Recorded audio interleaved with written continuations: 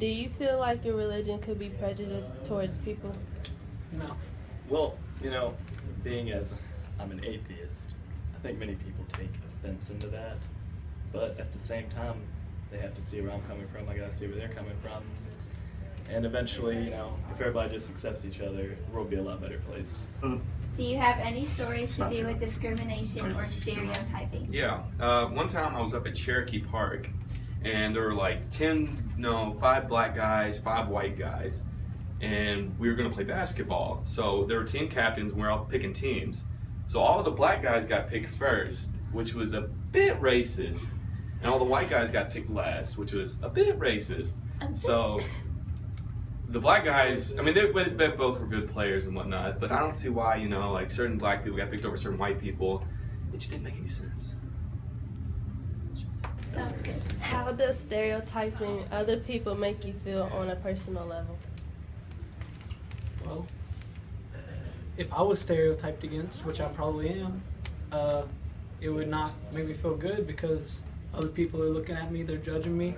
That's why I try not to judge other people how I see them judging people sometimes. What do you have to say about this, Brad? What was the question? Do you have any stories to do with discrimination or stereotyping? Yeah, I remember over the summer when I went to Europe, there were some Muslims on the same plane as me. And I remember getting on and thinking, oh boy, this is it. We're going down. I really thought that. But we ended up getting there safe, but I still had a weird feeling about it. Were they talking like native language? No, they were actually pretty quiet, and that was the creepy part. So you're like discriminating them because they're Muslim? Yeah.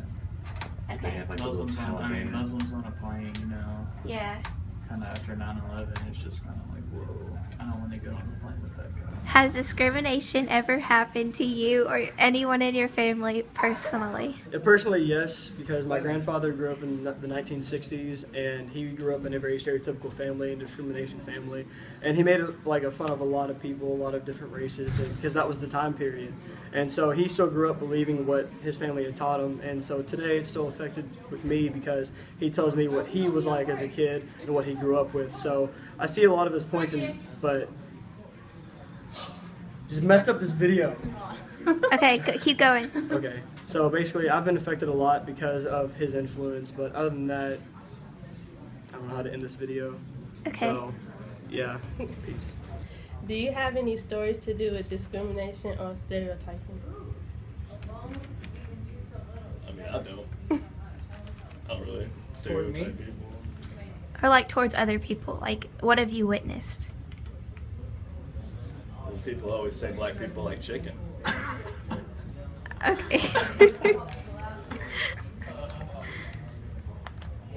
a lot of hate to Jews. Yeah? Yeah. Jews get a Jew lot. jokes, Mexican jokes. Hate hovas. Yeah. Do you have any stories to do with discrimination or stereotyping? Yeah, there was this one time I was in the store.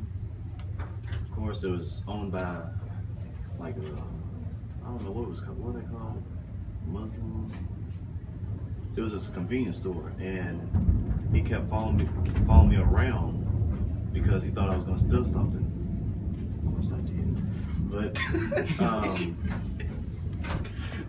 but I didn't feel right because he always kept his eye on me, and there was other people in the store, and he didn't keep an eye on him at all. I mean, of course, I kept walking around like I was planning on it. Were the other people white? I don't think they're necessarily white, but most of them were. And yeah, I bought my stuff, and he was like, "You got anything else in your pockets?" I was like, "What do you mean?" I checked my pockets, and nothing came out. He's like, "Oh, okay, just making sure." So like he was discriminating you because he thought you were stealing because you're black. Probably. Okay.